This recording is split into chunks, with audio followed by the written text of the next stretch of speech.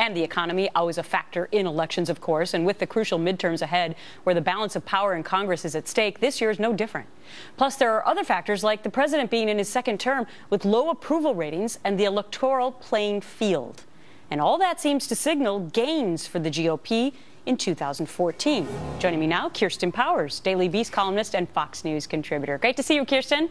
Good to see you. Thanks for having me. So there was this interesting article out today by Larry Sabato, who usually has his crystal ball out before elections, and he tends to be correct.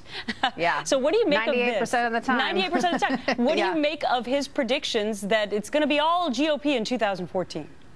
Well, I think it sort of jibes with what most people have been saying, which is it looks like it's probably going to be a good year for Republicans. I think this has more weight because it's Larry Sabato, and this is somebody who does have a good track record and really has broken it down into, the three different things that he's looking at, which is how's the president doing, which we know the president's not really doing that well. His numbers are sort of mired in the 40s, and typically, even historically speaking, there are a couple outliers to this, but historically speaking, a president usually doesn't do that well in the midterms to start. Add in the bad approval ratings, he's not going to be helping the party a lot. And his other two things that he points to besides the president's approval ratings, the economy, and also, we know we're kind of stagnant in that area, and also the electoral playing field, so he breaks this all down. But my question to you is the president going back to the political games, so to speak, or strategies that he used before the 2012 election to try and help out Democrats now in the midterms?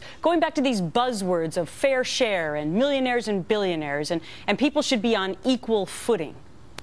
Well, I think he actually believes that, and it is a political strategy as well. But it is also fundamentally what Democrats believe, and it worked very well for him in the last election. I just don't know if it's going to be enough in this election. And look, the House isn't as really in play. It's probably going to stay in Republican hands. What's in play is the Senate, and the Senate is very idiosyncratic. It's not, the races are really sort of specific to who's running and what the dynamics in the state are. And I don't know if the president's going to be able to change that. You're absolutely right. That is the plan of the Democratic Party to make next year all about income inequality and poverty. Yeah, well, it worked in 2012. The interesting thing will be the Senate, as you point out, because remember what Harry Reid did about a month ago, which was the nuclear option.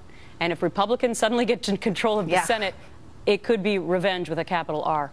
Kirsten Powers, great to see you. Thanks so much. All right. Thank you.